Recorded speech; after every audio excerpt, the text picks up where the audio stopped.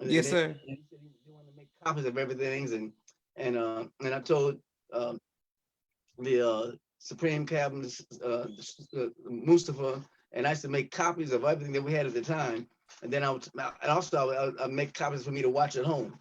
So Okay, yes, sir. And okay, brother Charles. Okay, I want to say, and we are live. all I right. want to thank I want to thank everyone for tuning in to a very special edition of Off the Record on the People's Podcast this morning. We have a great guest, one who has a lot of information as well as inspiration, Praise and who I'm looking forward to hearing from, sir. First of all, assalamu alaikum to you and your family, sir. Alaikum salam, sir, and you and your great, great, great family. Praise be to Allah. Both of my sisters send the greetings. Sister Teresa Pearl sends the greetings. Brother Victor, hey, Brother Victor P. Yes, sir. And my sisters Naima and Miriam send the greetings as well. Okay, Brother Charles. Yes, sir. First of all, it's an honor that you would come give us some of this great history. When did you first hear the teachings of the Most Honorable Elijah Muhammad, sir? Well, the first time I heard was in 1979. I was Mm. the brother who brought me in the nation. His name is Theron. Okay, and he was coming out to hear the minister of Madonna's temple, some other places, and I was in electronics school. I was going for my social degree in electronics, and as a matter of fact, when now I grew up with Theron, but there was another brother named Arthur. He was trying to get me to go see Warfield Muhammad at the mosque at the same Mm. time. And Mm. of course, I didn't know nothing about Islam. He was like telling me, Arthur was telling me, hey man, you ought to stop saying stuff, bad stuff about the sister. You ought to stop eating the pork and all this stuff. I'm like, oh, come on, man. But he was trying to get me to see Warfield Muhammad. And then Theron was trying to get me to see Minister Farrakhan. And at the time, Minister Farrakhan was at the the Institute of Positive Education, okay, in Mm. 75th and Cottage Grove. But Theron was telling me, yeah, man, you ought to come on in. We're gonna be over armies, and I'm like, man, I don't know what you trying. I don't want to be over no men. I mean, I don't even know how to be over myself. You know about that? Somebody want Yes, to be sir. over armies. So I just kind of ignored Theron. So finally, he kept on bugging me. He said, "Yeah, man, you gonna come out?" I was like, "No, man, I'm going to the masjid, man. I'm gonna see I'm gonna see the Majid, you know." He said, "You gonna Yes, see sir. who?"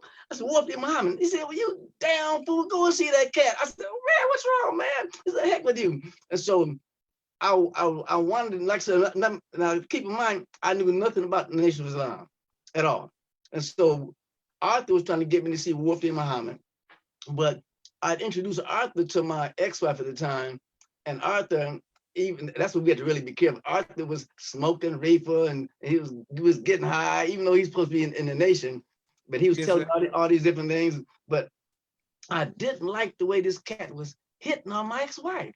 Okay, Mm. and I saw that. Okay, and then but also he wouldn't bring me out to see the Wolfie Muhammad. And Mm. I said, you can bring me, but Theron brought me to 75th and Cottage Grove to see Young Blues Farrakhan. Mm. Okay, Mm. and he told me, he said, "Brother, I want you to check out something that may be kind of wild and crazy. I just want you to hear it." I said, "Okay, what the heck, man?" I went with him, and the first day we went out, he had me, him and Brother Michael, they had me picking up some chairs, cleaning some floors, mopping up some floors, and man, I was so mad. You know, he actually was. And then he told me, "Okay, well, I want you to stand over here and stand over here. When people come on in, we look at them hard, and they ain't gonna do nothing because we used to work out martial arts, and you know I Yes, was sir. afraid. So the first day he came out to my first meeting, he put me on post. Okay, Mm. and then for about 20 minutes, then the minister came in. Then he said, "Okay, you can have a seat." Then I sat down. Okay, so then I heard, and in the meantime, I'm thinking about this brother tricking me to come out to this meeting, thinking about this minister.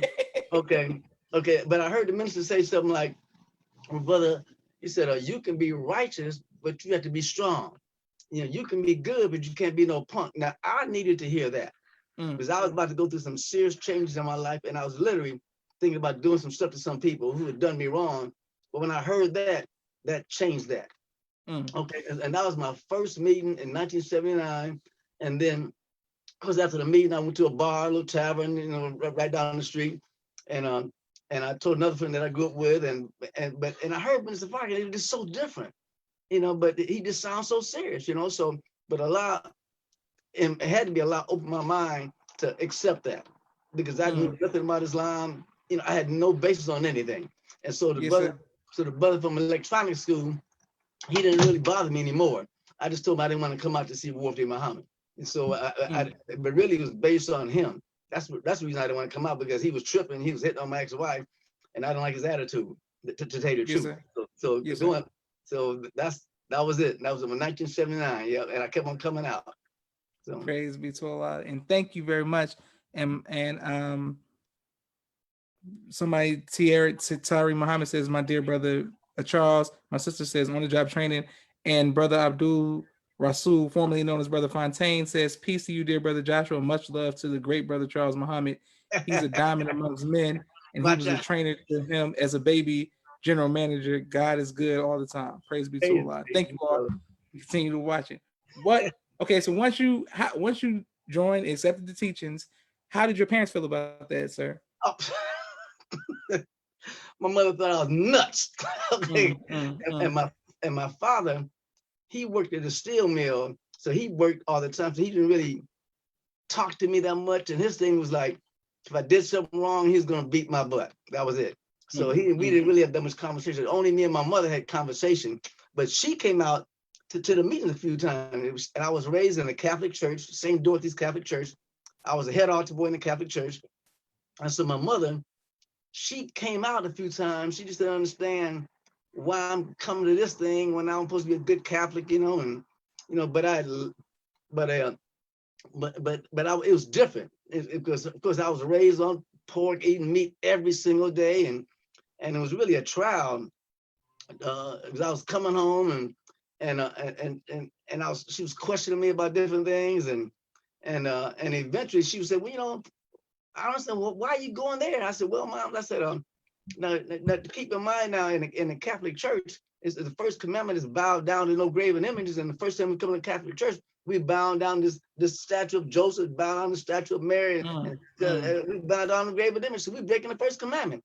She said, I never thought about it like that. So, but she came out, she bought the book, How to Live, my mother did, but it was just too much for her to transform. Okay, and she like, I can't deal with this type of stuff. So, that was, and my father, he didn't really talk to me about that until almost 40 years later. He told me he came to see Elijah Muhammad and also see Malcolm X. But he didn't, and then he went to the Salam restaurant in Chicago, but he didn't tell me until 30 years later. So that's what happened to my mom's, and that's all I can say about that so far. So, and it was a trial. So that's for sure. So what's next now? Yes, sir. Yes, sir. Praise be to Allah. Thank you for your transparency and your questions. Your answers, and thank you all for continuing to watch the People's Podcast.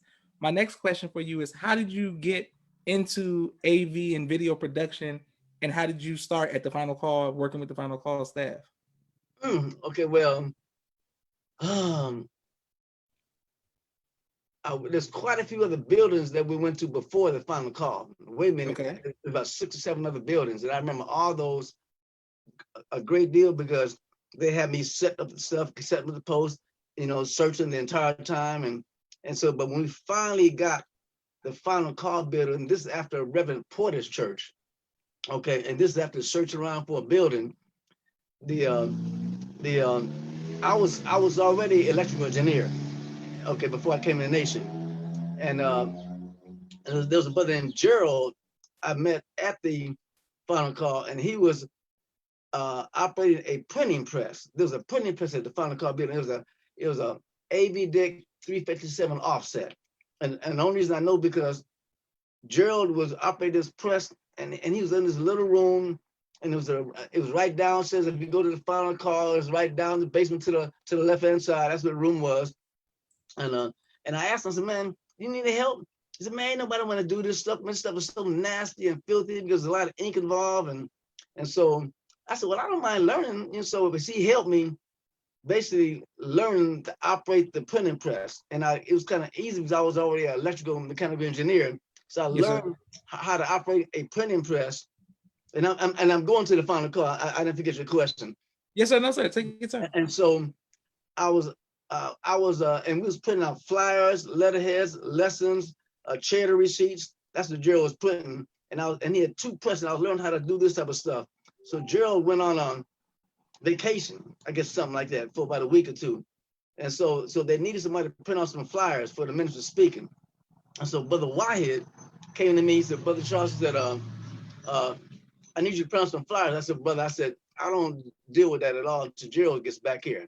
He said, well, I heard you was down there to learn. I said, but I did learn. He said, well, you've been wasting our time. I said, but I have no confidence in myself. I operate this press. If something goes wrong, I don't want to be responsible for it. He said, okay, I'll take full responsibility. And Allah blessed me to print out 35,000 flyers, some letterheads, and other stuff for about a week and a half. And it was really a blessing from Allah. And then the first week I printed them out, and I was leaving the building, and I got fired from another job. And so when I was leaving out, the Brother Akbar stopped me. Okay. I was going out there to Brother Charles here. He said, the minister wants to give you something. I said, give me something. I said, I'm all right. So here's the envelope. I said, man, I don't want the envelope, brother. He said, count your blessings, brother. So I opened up the envelope. It was $100 bill. Man, I was so broke. Man, it was such a blessing. It blew my mind, but I was not thinking about pay. My main thing was that if I could operate this stuff without it breaking. And so that was my first pay check I got from doing something at the final call. And then Wyatt told me the minister got some video equipment. Let's lead right to the next question. And Dwayne was teaching self-defense, karate in the basement. And he said that actually Brother Melvin is not Melvin anymore, over 18, and Joseph and a few other brothers were on Dwayne's video. We were on his self-defense, learning his karate. And he said they got some cameras and need somebody to work the cameras. Now, I had no idea about any cameras. I didn't care about no cameras, and I didn't really want any cameras. And so, but he had us get on the crew. He kind of tricked us and threatened us that y'all gonna work the cameras. So Dwayne was showing us step by step how to work the cameras. But what really got me involved, to tell you the truth, is that Dwayne had this white dude. He was Carl Rafterbach. He was a head engineer at NBC, and he even repaired equipment for the truck for the Bulls game. He was like a top engineer. I think he said he was a German Jew, but Dwayne had him coming by the final call building and hooking up the cables and the scopes, the waveform monitors and other scopes and the mixers and everything. And he had me making this cable, and he said he didn't feel it coming by because he was kind of scared. That's what White Cat said. So I said, well, I made cable. I can make cable for you. He said, oh, you can make cable? You make the cable. So it started off me making all the video cable and making the audio cable, the XLR cable, and then he would come by and check it out. And so really, it was my main objective, really, to just be a maintenance person, just to fix stuff. Okay. But I eventually learned how to operate the camera, bring the cameras upstairs, hook up sound and video. Okay. And then I kept on coming out. So Dwayne eventually made me the crew chief. I hooked up the cameras. We had 3 cameras, one on the balcony, one on the main floor, one on the side. Okay. And eventually I learned how to operate the cameras. Okay. Like I said, I knew nothing about any cameras. And the first day I was operating the camera, I was standing on the main camera, and I didn't even know enough to pan the camera when the minister walked by. I had some headphones on, and the minister was talking. Then he went to the left, and I held post. And the minister walked like this way, and then he walked like this way, and I heard somebody yelling in the head. I took the headphones off. So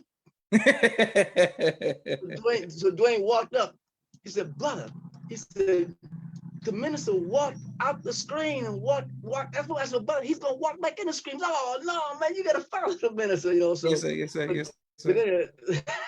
But anyway, so that's what started, and I kept on coming out, and I kept on learning about video production, and I learned step by step, you know, how to hook up stuff, and then eventually I learned how to edit, and that's how I really got into the video production. But there's a lot involved because we had to get there hours ahead every day. We had to get there at least 2 hours ahead to set up the cameras and the sound, and that was a trial doing that type of stuff. So, but it was a very good experience. So go on from there. Praise be to Allah. Yes, sir. And thank you, thank your family for their sacrifices as well. My sister Miriam says, as a child, she remembers Brother Charles being everywhere with the camera, every event, setting up and recording. Ours, she always wondered how he could be everywhere and still be a Juma prayer on Fridays. Sister Linda says, "Assalamu alaikum from Barbados." Uh, Brother, Brother Abdul Rasul says, and thank you, Abdul Rasul, for your kind words, sir, as well. My next question for you is, what was it like meeting the Most Honorable Minister Louis Farrakhan for the first time? Well, the first time I met him was at 79th Street, 75th in Cottage Grove. And the first day I came out, I actually shook his hand, okay? And a friend of mine called me Dr. Bohill. I think he called me they called me Dr. Bohill because I used to mix up stuff and get people to drink, something like that. And the minister said, "Are you a doctor?" And I'm like, "Not really." But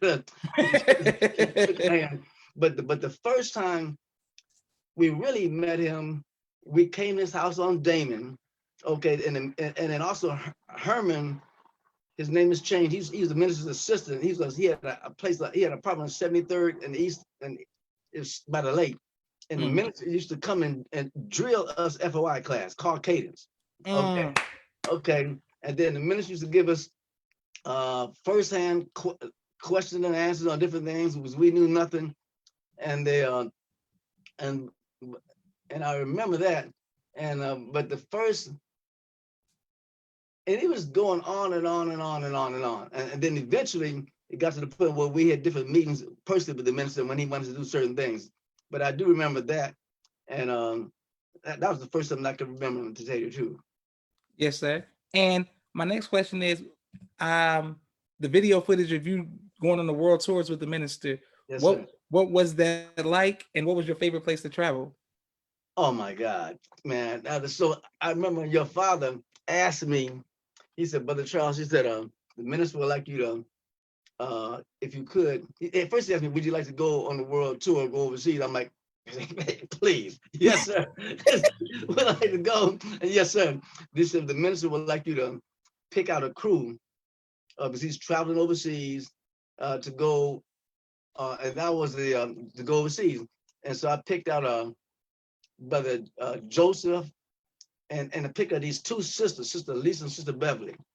And I picked them out because they were very, very sharp on the camera.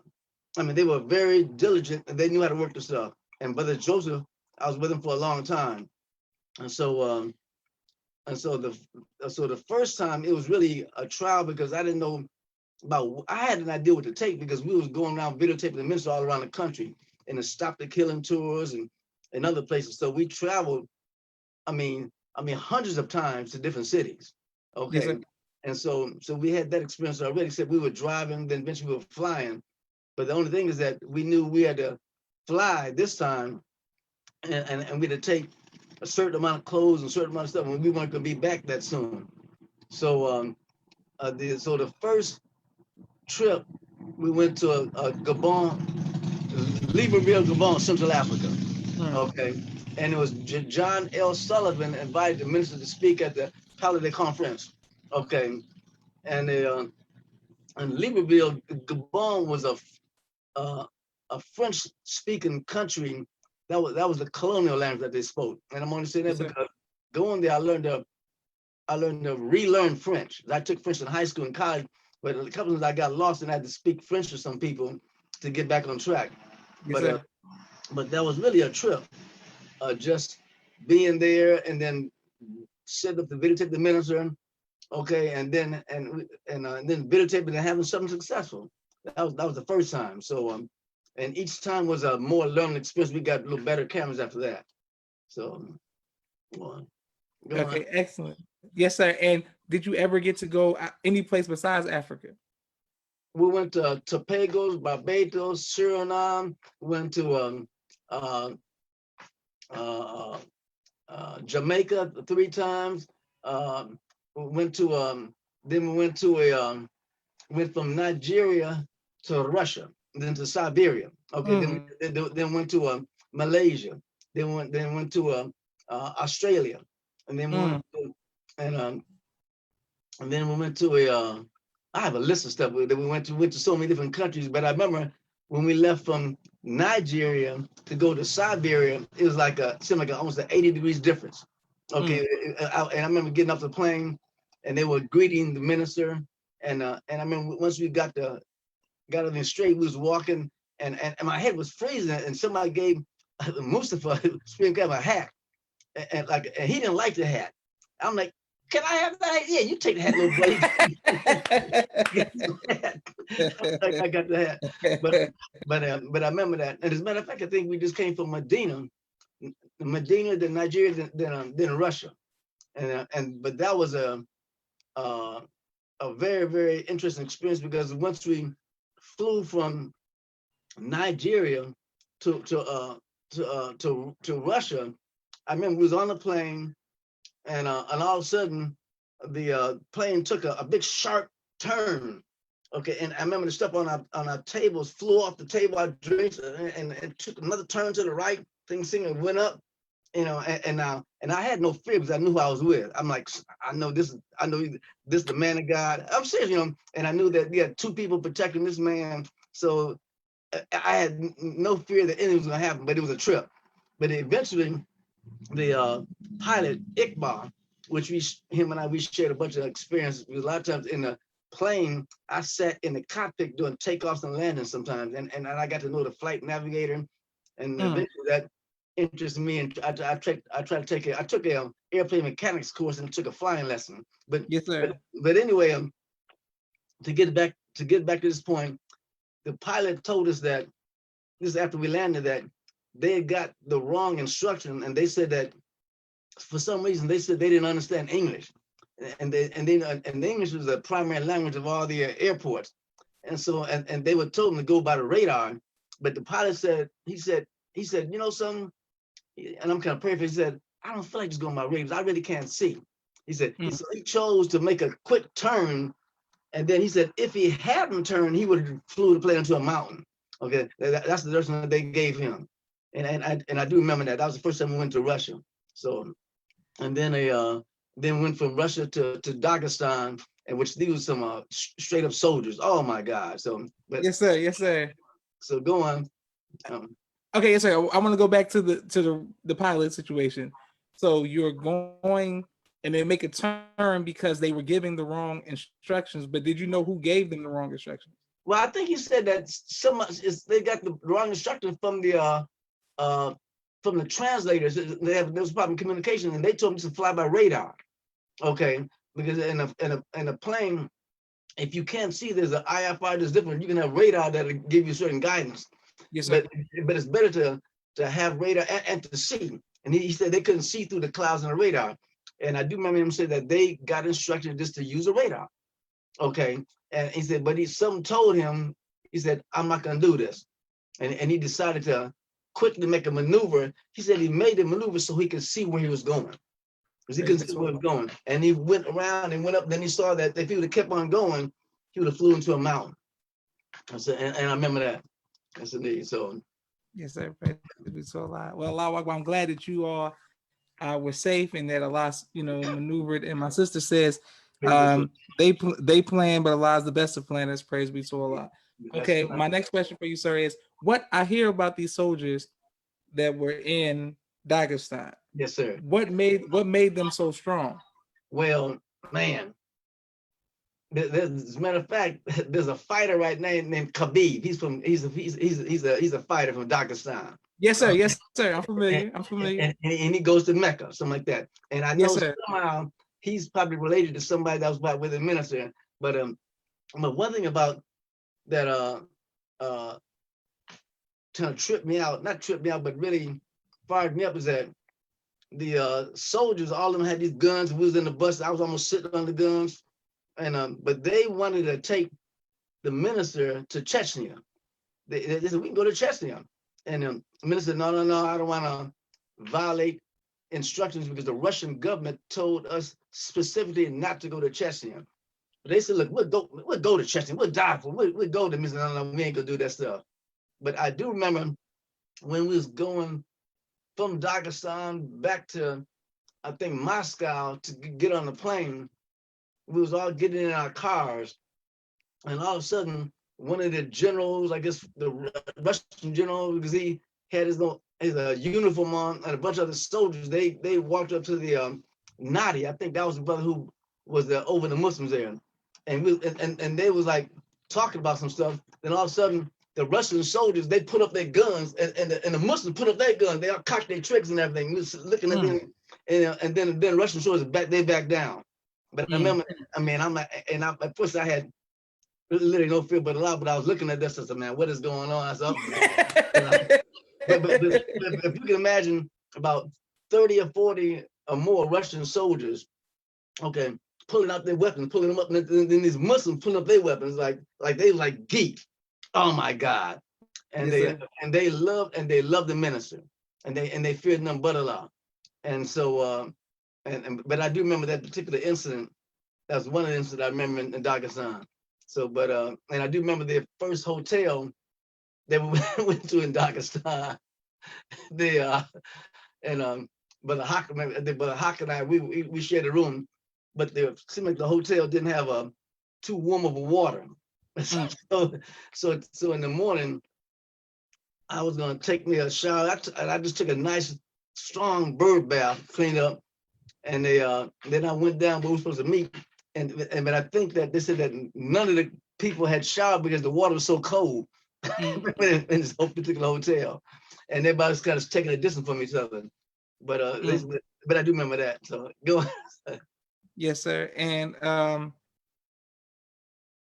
Brother Mark. Well, first of all, Sister Linda from Barbados says the Honorable Elijah Muhammad said they will set many traps.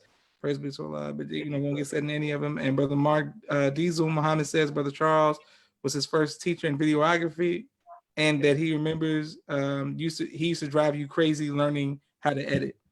Praise to Allah. Yes, sir. My question for you is, when did you go from seeing the Most Honorable Minister Louis Farrakhan from maybe an activist or a good speaker to someone who was divinely guided? I would say it was all very, very gradual, because ever since I've been in the nation, when we was the minister was always like one-on-one with us. And I'll say this, that and this will lead to that answer, is that whenever he told us something, inshallah, it was very, very clear. And he didn't really leave room for mistake. He wanted this done, or he asked this, he talked about this, and it was never like, wow, this is crazy. It made perfectly sense from either the Bible or the Quran point of view. Yes, sir.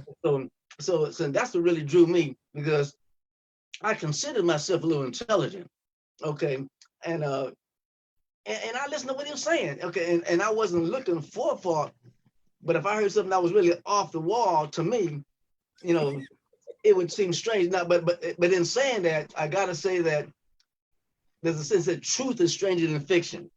Yes, sir. Yes, sir. Yes, sir.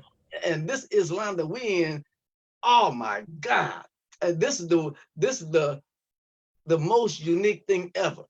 Okay, but it's all explained in our supreme wisdom. So I can understand why people hearing that the black man is God. That's ridiculous. But come on, or that how we made the devil. Oh my God, Yes, sir. Yes, sir. Yes, sir. Or eat 1 meal a day. Oh, you crazy, something like that. Yes, See now these things, Allah blessed me to understand to a great degree, because I try to practice them. But I can see why people reject this, because it's strange. Yes, sir. And so, but then to go back to answer your question, I believe I realized that he was divinely guided, because that we would go different places and I'll see miracles take place. Like the weather would change. I remember we went to the Coliseum in California, and we was meeting with the commissioner about setting up some cameras, and the commissioner said, man, the weather must have changed 30 degrees. Did y'all bring this weather here? I said, yeah, we did. He laughed. He said, okay. And then we were in Ghana, and Savior's Day in Ghana, and we was having a Savior's Day at the Black Star Arena during the afternoon, and it gets very hot, but a cloud appeared over the whole sky. Okay, and it dropped the temperature. And I'll say almost every place we went to, I seen evidence of a miracle, something divinely guided. Okay, and then just look at the Man March. I mean, that's just so. I mean, that's really. I mean, it's unimaginable. You have all these black men coming to the Man March, and and Allah had to have his mind over this type of stuff. So to me, that showed how Allah had to really be with Mr. Farrakhan. Okay, and then plus to me personally, his composition, the way he spoke to us, I could feel his spirit, and that made us feel comfortable. And that could answer a little bit of your question right there. Yes, sir, it did. Praise be to Allah. The Million March, what was your function during that time, and how did you handle the extreme pressure of the Million March working with the production? Well, our my post was to record the Man March. Now they had a crew, Black College Satellite Network, and they directed it. But it was my job to make sure that I bought our cameras to assist, but to bring back a tape of it. And so, and I do remember, since you mentioned the Man March, I remember before that the minister said there's going to be maybe provocateurs, okay, and beware provocateurs. Some people that may want to be too so-called militant. And I remember while we were setting on cameras, this one black dude was saying, he said, hey y'all, this white girl ain't gonna let me come up there, and stop me. But we should let nobody stop us, but now, of course, at the White House, around the White House, there's certain areas you can go to, you can only get through to certain passes. Yes, so sir. this man was trying to provoke us to fight this girl who was only doing her job. And so we had to tell someone, look, this person is a provocateur. He's trying to geek us up, under the guise of militant, we're not going to let nobody stop us now. But to me, it was clear because he already said that. And many people are extreme, something like that. But you Yes, don't sir. know, if they're extreme because they're ignorant or if they're extreme because they're agents. Okay, Yes, sir. but Yes, it's sir. certainly a purpose, something like that. So, but I've seen a lot of that. But that was basically my post, to record the video production, and then get different shots, and then allow blessings to bring back, of course, 3/4 tape of the entire production, and then I did go into the truck to see them shooting, taping a few things sometimes, directing, but that was my job then at the Man March. Praise be to Allah. And thank you again, and thank your family again for their sacrifice as well. Praise Brother Mark Diesel Muhammad says could you expound on or discuss the bats in Ghana? The bats. I did hear the minister said that the bats responded to a high pitch that may have been from the mother plane, from the mother plane, and then when they were around, it said that something about them where they trigger the bats to go wild. And I do remember certain places the bats just be going crazy, and I remember the minister talking about that. That's all I can explain. So. Okay, yes, sir. Beautiful. My next question is, what has been your greatest trial in your tenure in the Nation of Islam, and how have you overcome that? Several trials. Okay. One of the first trials, it says, seek assistance through patience and prayer, and allows with the patient. And yes, sir. Yes, sir. It's the one of the first trials. The trials that, first of all, to understand what we're involved with, the teachings of Elijah Muhammad. For example, the restrictive laws. Okay. 1 meal a day, that we, inshallah, don't carry any weapons. Okay. And the trial was really to hear the teachings from Minister Farrakhan, and then see people in authority do things contrary. Now that was a trial right there. Okay.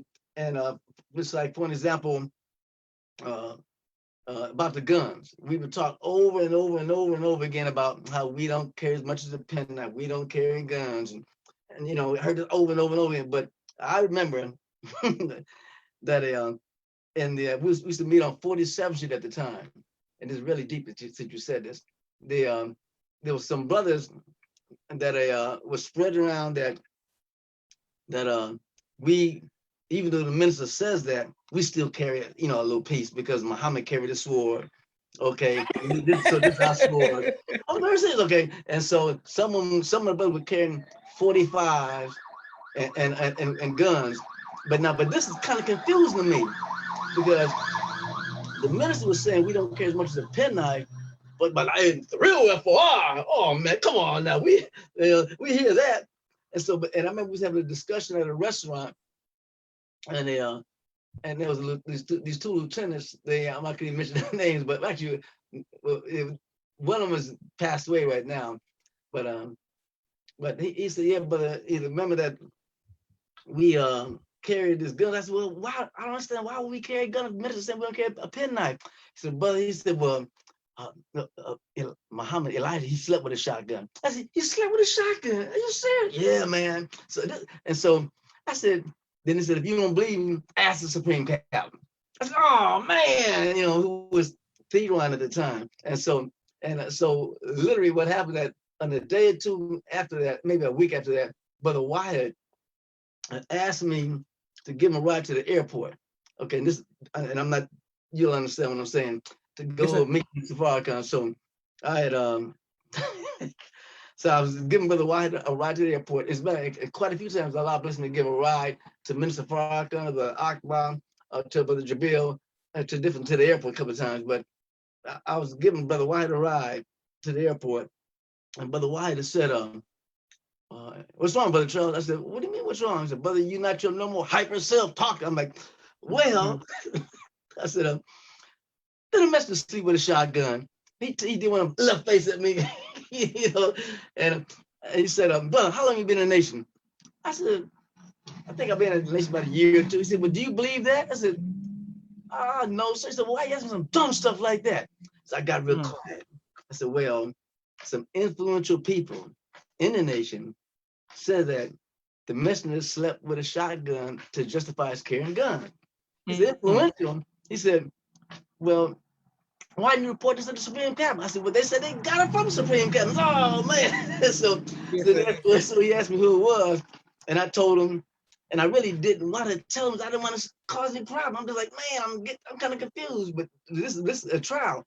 So he said, well, I'm going to tell the minister. I'm like, oh, man. So, and I know but I'm telling the truth now, because I didn't really, it's not that I was afraid, but I really didn't want to call waves at the time. But and about 2 weeks later, the minister had a mandatory meeting at the Fuller building on 47th Street. Abdullah, the prison reform minister, was there, and there's some other people that were there that's still around. And Minister Farrakhan had Emmanuel, the oldest son of Elijah Muhammad, and also we had Abdullah Yassin on stage. And yes, sir. And he said, okay, does everybody know him? Does everybody know these people? And I think he said, this is the oldest son, Emmanuel, and this is Abdullah Yassin. He said, of course, the minister opened up in prayer. Then he said, does anybody know Elijah Muhammad or the house more than these brothers right here? Of course, nobody raised their hand. He said, okay. He said, Emmanuel, have you ever seen your father with a shotgun since he embraced Islam? He said, no, sir. He asked you, I said the same thing. He said, no, sir. Then he said, who knows better than this?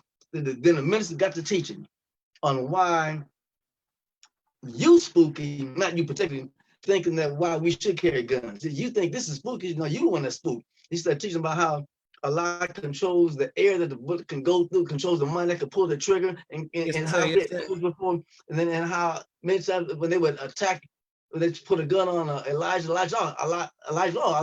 He said, Allah froze you. He says, so we don't believe in no spook God. And he really broke it down. Also, he said, and we're not teaching you not to carry a gun to be defenseless. It's that you're just going to shoot yourself first, number one. Because we have our number one enemies. He said, but I do envision a time where we're going to have the most sophisticated weapons when we have our own land. I remember him saying that. Yes, but he went on to why we don't carry a weapon, and for a while, then he said, I meant what I said, and I said what I meant. And does anybody have any questions? Of course, there was really no questions. And as soon as he walked out, Okay, and as soon as he walked out, the side door, one of us got on stage, who's an officer, and he said, "Well, bah, you heard what he said, but get you a gun card, get you a gun card." And I'm thinking, dang, it seems like, man, I'm missing something. They said, he said, I'm telling you, somebody come in my house, I'm gonna blow him away, I'm gonna blow him away.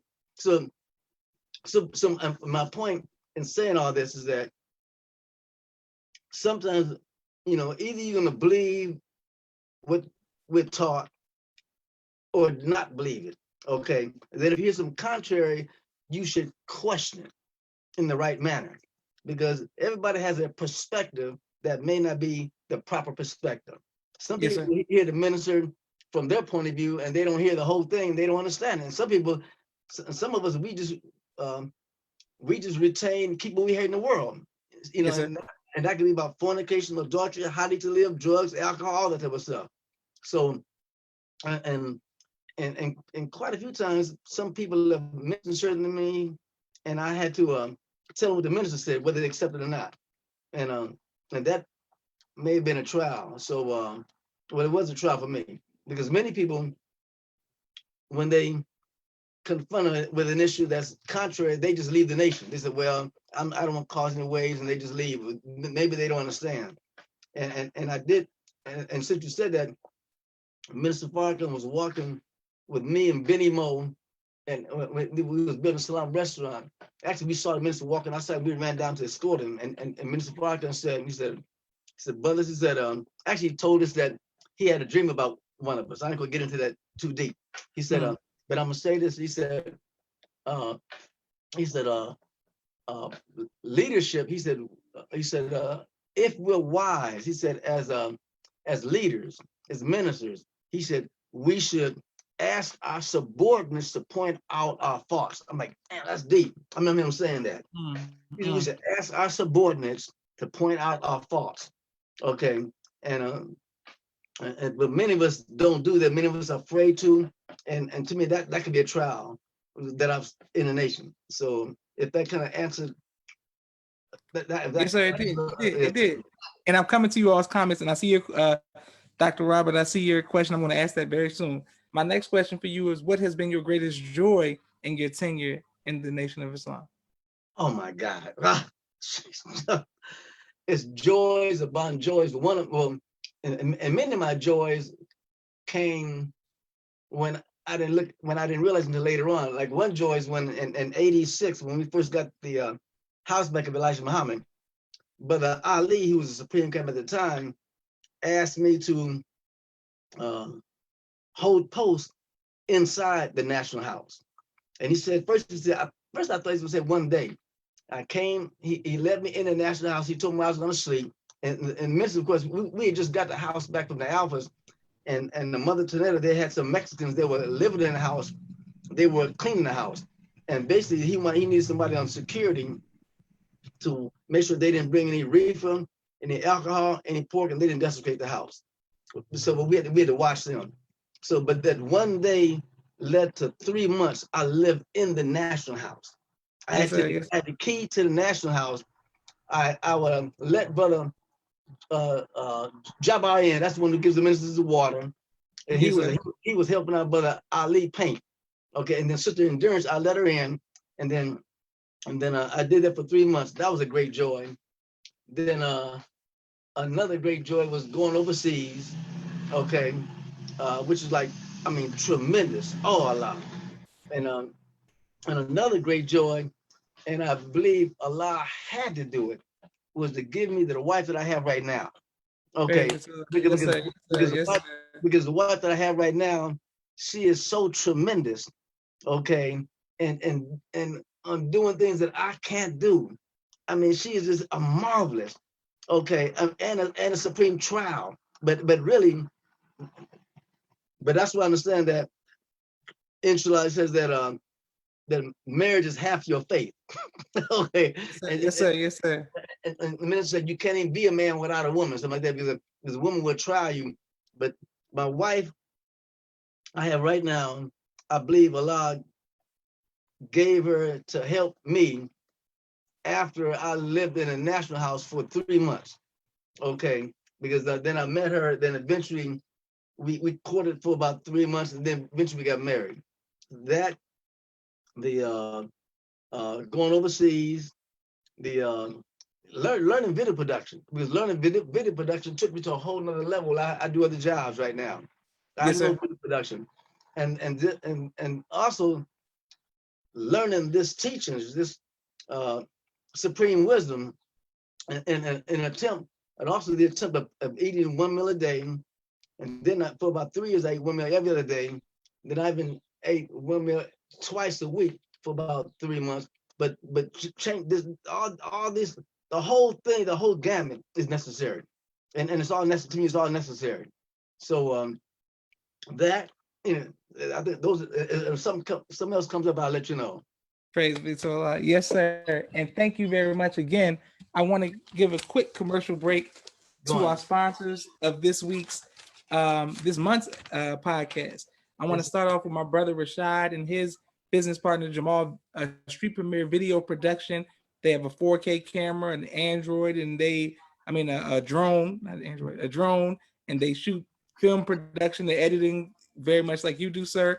If you need some assistance, they do film, and they were just on set yesterday, so they're always constantly working.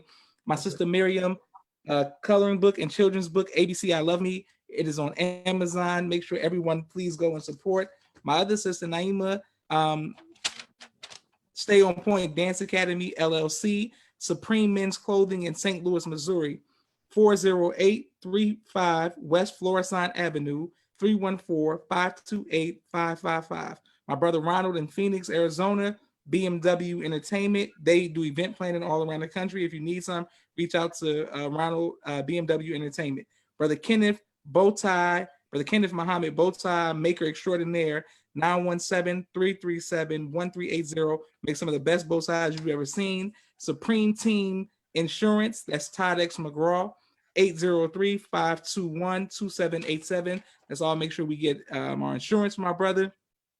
Sister Shelly Hassan, Exodus, a new way of life. Creditrestoration.com. If you need your credit fixed, reach out to Sister Shelly. Brother Chantel X, the Supreme Express, the X Factor in transportation and logistics, out of Houston, Texas. They specialize in refrigeration. Sister Serena Woodford in Fort Lauderdale, designsofcomposure.com, hollytexture.com. They do homemade hair and skin products. Standing on the Pentagon and Needles, a boy's journey from indifference to making a difference. That is our brother John Ali. He's on Amazon as well. I'm coming right back to you, Brother Charles. Raising Black Millionaires flashcards, Sister Tia Muhammad. I need that. Thank you very much. Yes, sir. That she teaches economic empowerment and development. A flashcard for each day of the year to young Black children. My book, Cleopatra. Oh, goodness. And my other book, No Father, No Excuse, both of which are on Amazon. Thank you all for your support. Last but not least, my father's book, A Soldier in the Movement of Christ, AbdulSharif.com. And if you all would like to sponsor or get your anything promoted, the $, the People's Podcast on Cash App. Thank you very much, and we'll promote it. I should have had my book, No Father, No Excuse. Okay, brother, Dr. Robert from Chicago, sir, wants to ask you, can you ask him about holding posts at the palace while it was being robbed and the fear the workers had and why? Well, I've never held posts by the palace when it was being robbed. Okay, so and I started off holding posts on Damon. Okay, on 94th and Damon.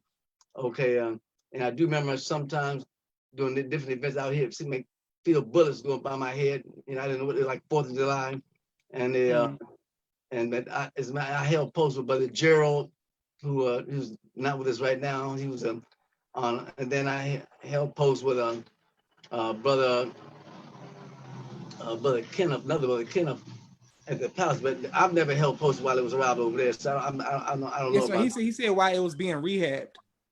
By rehab. Okay. No. Y'all, you talking about when I was inside? Yes, sir. Yes, so what does he want to know? What does he want to know about that? I did hook up a video for the Mexicans so they could watch the Spanish channel. Okay, I had climbed up on the antenna and sent a cable down there so they could watch the Spanish channel.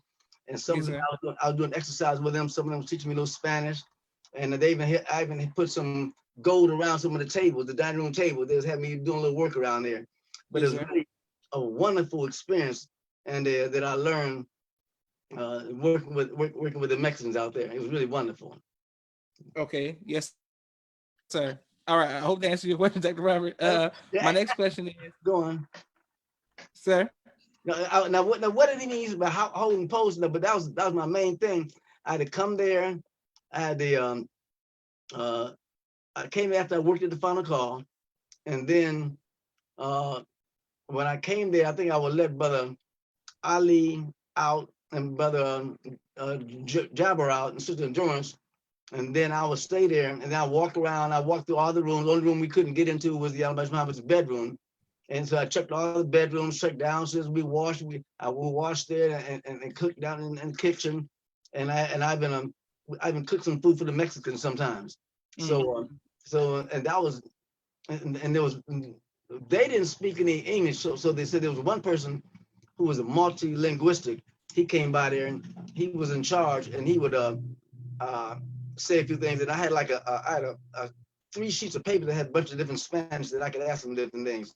Donde Rasu, Cuidado, Hombre del Diablo, like where I had a bunch of stuff I learned in Spanish that I could speak to them. But I forgot all Yes, that sir. now. Go on. Okay. Yes, sir. Brother, Dr. Robert wanted to know what made them afraid working at the palace while it was being rehabbed. Oh, well, they weren't the ones that I talked to. They weren't afraid at all. We was all hyped up. We was having a ball. We was doing exercise. I know when I was there, there was they were cautious and conscious.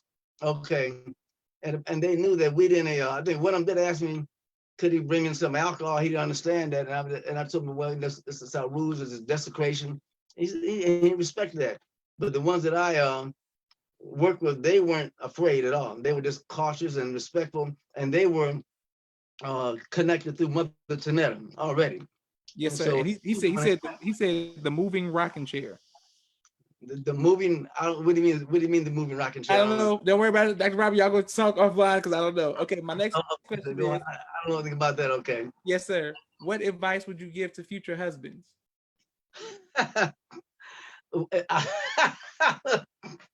For future husbands, Yes, well, sir. uh, I would suggest in Islam and also in older Christianity and older Judaism, there's a principle of courtship. Okay, so and you really want to know, do you want to date? You just want to have sex, or you want a wife? And there's a difference now. Now, if you want to just be in the world of Satan that's going down, you can have sex with a girl. You can probably have sex with a tree, or a dog, a cat, a dog, any type of thing if you want to if do something like that. But if you're really serious about a woman being your your better half, your second half, being the second step of God, being your and it said that the Islam is our is a marriage is half your faith, and one reason that marriage is half your faith is because when you with the woman, it's the lies more close to you than your jugular vein. Now the only Yes, one sir. that's close to that is your woman, because your woman's in the house with you all the time, so she sees all your faults all the time. Yes, sir. Yes, sir. So she's the one that can point out, just like my wife, she would point out stuff to me that I never knew that I would do. Oh my God, she would make me so mad. Oh my gosh. I mean, she be doing some stuff. I'm like, why are you doing it? She said, you do that stuff all the time. I'm trying to figure out how it feels to do it. I'm like, oh my God. She be pointing out all my, but that's necessary. So if you really want a wife, you want somebody that's gonna point out your faults. Okay. Mm. And because they're gonna see you all the time. I think that's why a lot of men don't want to get married, because we're really afraid of having somebody see our faults Mm. Mm. and point it out to us, and then we don't want to change. Okay, so, and I'll also say, while you're courting, if you are courting, you ask questions as they ask questions. Minister even talked about this. He told the woman, y'all should ask the man about his wife. Okay, I mean, why the man divorced his other wife? He said, yeah, and the men, you should ask the woman the same thing too. You know, so the more we know about each other, the more we can make rational decisions. And but of course, if you have sex, these things cloud your view of the courtship, and now you thinking about just doing things wrong, getting away, you know, without the ideal of this woman's going to be your future mate. So, but I would just suggest apply Islam, the chaperone and the courtship to the values, you know. So and just be honest, you know. I mean, if you don't want a wife, don't get a wife. That's a, you know. So, but don't be a Muslim either. Anyway, Yes, so sir. Okay, my next question is, how have you kept your faith so long, all of these years? oh my God. Well, so talking about being a trial. Well, first of all, I would say I always try to remember that whenever I come across something, I always try to say, Inshallah, I won't do this stuff. Okay, because you never know. I think most of us say, well, I'll never do that. And if you say that, you Allah will put you in something, you'll be doing worse than that. Yes, sir. Okay, Yes, sir. Yes, sir. so, Yes, and sir. so to me, you should say, well, Inshallah, don't allow me getting drunk. Inshallah, don't let me do this with Allah's help. And then, number one, practice one meal a day. Some of y'all probably never heard of that before. But anyway, one meal a day, because controlling that appetite, the upper appetite, helps you control the lower appetite. And I remember one time I was talking to a minister overseas, and he was saying that many of the brothers that he knew that uh, failed, that could not control the low appetite, okay, because they control the upper appetite. You know, and basically the other appetite is just stomach or whatever I see I want. But if you can kind of control that, and I know that helped me out. Once I started eating less, the less I was tired, the less money I spent, but also the less the sexual look of the girls had an effect on me. I just say I didn't notice them now. We see them now. We see them, but the effect is less on you. And but you have to try it. Okay. And if you don't do it, you won't know it. And that's why I heard a messenger, I'm not a messenger, but a brother came to the final call. I think he was one of the dean of the ministers. He was saying the difference between knowledge and wisdom and understanding. He said knowledge is facts and wisdom is put them in order, but understanding is applying it. He said now, because you can hear many things, like you said one meal a day is good, but if you don't apply it, you don't really understand how it affects. And that's why a man can never understand how a woman has a baby. You had a baby. I can't understand. I had no baby. So the woman understands that because she went through that. So unless you apply something, you really can't understand that. Yes, So if that makes a little sense at all, some of that. So it does. And yes, thank you all for continuing watching People's Podcast. Thank you, Brother Charles, for taking time out of your busy schedule. And once again, I want to stress to you the respect and honor that my family has for you, your sacrifice, the sacrifice of your family, and always being kind to us, you know, when we went to NUI in Chicago. My last question for you, sir, is one of two more questions. Would you ever write a book about your journey?